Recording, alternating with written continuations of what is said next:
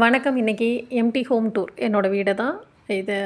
இது பார்க்க வந்தப்போ எடுத்த வீடியோ இருந்துச்சு. சரி, அதை அப்படியே எடிட் பண்ணி உங்கள் கூட இந்த ஷார்ட்ஸை ஷேர் பண்ணிக்கிறேன். ரொம்ப வீடு பார்த்தேன். அது மட்டும் இல்லாமல் ஸ்கூலுக்கும் நம்ம சேர்க்கணும், தம்பியோட ஸ்கூலையும் நம்ம பார்க்கணும். ஸோ அதனால் ஸ்கூலுக்கு பக்கத்துலேயும் வீடு வேணுங்கிறதுக்காக பார்த்துட்டு இந்த வீடை தான் நான் ஃபைனலாக டிசைட் பண்ணேன்.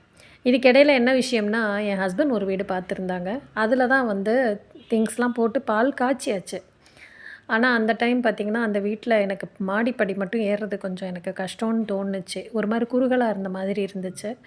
ஏன்னா அது என் ஹஸ்பண்ட் பார்த்துருந்தாங்க அந்த வீடு. நான் அதை யோசிக்கலை. திங்ஸ்லாம் அனுப்பிவிட்டு இறக்கியாச்சு. அதுக்கப்புறமா அவங்கள்ட்ட சொல்லிவிட்டு கன்வின்ஸ் பண்ணிவிட்டு அந்த மந்த்துக்கு அவங்களுக்கு ரெண்ட் பே பண்ணிவிட்டு நாங்கள் காலி பண்ணிக்கிறோமான்னு சொன்னோம். அவங்களும் நல்ல நேரம் அவங்க அதை ஒத்துக்கிட்டாங்க, புரிஞ்சிக்கவும் செஞ்சாங்க.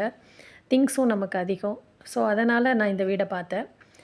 இதுக்கப்புறமும் இதுக்கு முன்னாடியே 2-3 வீடுங்கள்லாம் பார்த்தேன். எனக்கு இண்டிவிஜுவல் ஹவுஸஸும் பார்த்தேன். பட் என்னமோ எனக்கு இந்த வீடும் இன்னொரு அப்பார்ட்மெண்ட்லேயும் ஒரு வீடு பார்த்துருந்தேன். அது டபுள் பெட்ரூம் அப்பார்ட்மெண்ட் ஒன்று பார்த்துருந்தேன். அந்த வீடை நான் தான் போய் நேரில் பார்த்து எப்படியோ போய் உள்ளேலாம் பார்த்துட்டு பேசி அந்த ஓனரோட நம்பரையும் வாங்கி ஓனர்கிட்ட பேசி அட்வான்ஸ் கொடுக்கலாம் அப்படின்னு இன்னொரு வீடு சொல்கிறேன். அட்வான்ஸ் கொடுக்கலாம் அப்படின்னு போகும்போது அந்த ஓனர் ஒரு ஸ்டேட்மெண்ட் சொன்னாங்க. அங்கே இருக்க யாரோ ஒரு மேனேஜர் அங்கே அந்த அப்பார்ட்மெண்ட்டில். அவர் வந்து என்கிட்ட திடீர்னு நான் அட்வான்ஸ் கொடுக்கறதுக்கு முந்தி எனக்கு ஃபோன் பண்ணுறாரு. எனக்கு நீங்கள் கமிஷன் கொடுத்தா தான் நான் வந்து நீங்கள் அங்கே குடி வர முடியும். நானே டைரெக்டாக வந்து வீடு பார்த்தேன். நான் ஏன் உங்களுக்கு கமிஷன் கொடுக்கணும்? ஓனர்கிட்ட பேசினா என்ன இப்படி அவர் கேட்குறாருன்னா, அவர் எப்படியாவது அட்ஜஸ்ட் பண்ணிக்கோங்க. ஏன்னா ஃப்யூச்சரில் நாங்கள் அந்த ஃப்ளாட்ஸ் விற்கணும் அப்படின்னா கூட நாங்கள் அவர் இல்லாமல் அந்த வீட்டை விற்க முடியாது. ஸோ அதனால் நீங்கள் வந்து அவரை நீங்கள் அட்ஜஸ்ட் பண்ணி அவருக்கு நீங்கள் கமிஷன் கொடுத்துட்டு தான் நீங்கள் வரணும் அப்படின்னாங்க. போகிறப்பயே இந்த மாதிரி தலைவலி நமக்கு எதுக்குன்னு சொல்லிவிட்டு அதை விட்டுட்டு அதுக்கப்புறமா இந்த வீடு பார்த்தேன். இந்த ஓனர் நல்லவங்க.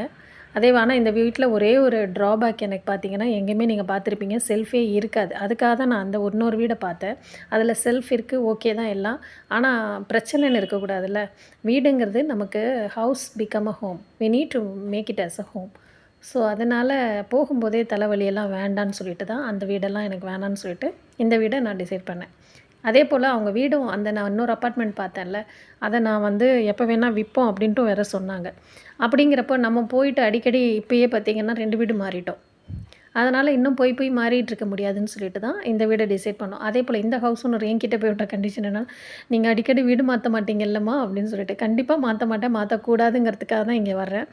பட் வீட்டில் வந்து செல்ஃப் இல்லை, பட் வீடு பெருசாக இருக்கிறதால அட்ஜஸ்ட் பண்ணிக்கலான்னு சொல்லிட்டு இந்த வீட்டை டிசைட் பண்ணி வந்தாச்சு. இப்போ நீங்கள் பார்க்குற வீடியோஸ்லாம் கூட இந்த வீட்டிலேருந்து தான் நான் போட்டுட்ருக்கேன்.